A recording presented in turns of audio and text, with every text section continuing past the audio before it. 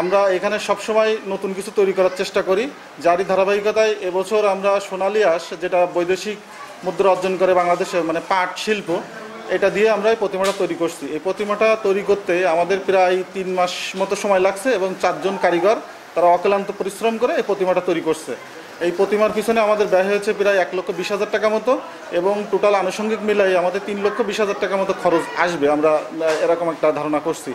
আর সবচেয়ে বড় কথা, প্রতিমার কাজ শেষ হওয়ার সাথে সাথেই দূর দূরান্ত থেকে অনেক মানুষজন আসা শুরু হয়ে গেছে এবং পূজার সময় আরও অনেক মানুষ, মানে দর্শনার্থী ভক্তবৃন্দ ঢল নামবে, এটা আমি আশা করছি। স্যান্ডেলিনা সো, রূপচর্চায় আভিজাত্য।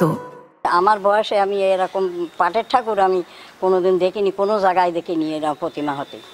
আমাদের এই জায়গায় যেরকম প্রতিমা হয়েছে, লোকমুখে শুনছি যে এখানে পাটের তৈরি ঠাকুর করেছে। এই জন্য হচ্ছে আমি আজকে আমার শেষ প্রিটেস্ট পরীক্ষা ছিল, এই জন্য পরীক্ষা দেওয়ার সাথে সাথে আমি এখানে চলে আসছি। পাশে এক দিদির বাসা আছে, এই জন্যে ঠাকুর দেখলাম, অনেক সুন্দর ঠাকুর। এমন ঠাকুর মনে হয় বাংলাদেশেও মানে কোথাও করেনি, এই প্রথম। প্রতি বছরই এখানে ভিন্ন ধর্মীয় আকর্ষণ থাকে, বিশেষ করে এবারও যেমন পাটের তৈরি ঠাকুর তৈরি হয়েছে, অনেক ভিড় হয়। এটা হচ্ছে গিয়ে কলারুয়া পালপাড়া, আপনারা সবাই আসবেন। প্রতি বছরের ন্যায় এবারও শারদীয় দুর্গোৎসবের জন্যে আমাদের ঠাকুর তৈরি করা হয়েছে। এবার ঠাকুরের বিশেষত্ব হলো আমরা এখানে সোনালী আঁশ দিয়ে এবার ঠাকুর তৈরি করেছি।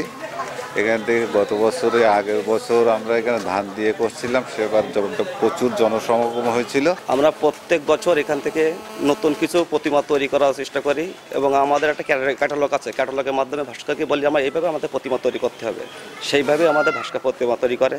এবার আমাদের আকর্ষণ ছিল যে পাট দিয়ে কিছু নতুন কিছু করব।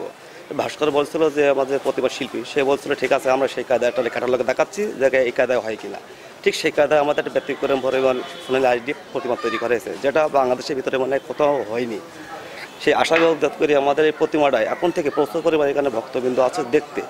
আশা করি পূজা চলাকালীন অবস্থায় আমাদের এলাকার প্রচুর পরিমাণ ভক্তবৃন্দ আসবে এখানে। যেখানে যায় সবাই একই আঙ্গিকে প্রতিমা তৈরি হয়, তো আসলে মানুষ ওইভাবে অতটা মানে অনুপ্রাণিত হয় না। তো চিন্তা করলাম নতুন কিছু করা যায় কিনা, তো সেই আঙ্গিকে আমরা কমিটিতে একটা আলোচনা করলাম যে ঠিক আছে এবার তাহলে ধান দিয়ে করা যাক। তো ধান দিয়ে প্রতিমা তৈরি করে আমরা প্রচুর পরিমাণ আনন্দিত হয়েছি এবং ভক্তবৃন্দ যারাই আসছে সবাই আনন্দিত হয়েছে এবং সেই আঙ্গিকেই আমরা নতুন কিছু করার চিন্তাভাবনা থেকে শুরু করে সোনালী আঁশ দিয়ে এবার প্রতিমা তৈরি করেছি, যে আশা করি সবারই ভালো লাগবে, যে যাই আসুক দর্শনার্থী সবারই ভালো লাগবে।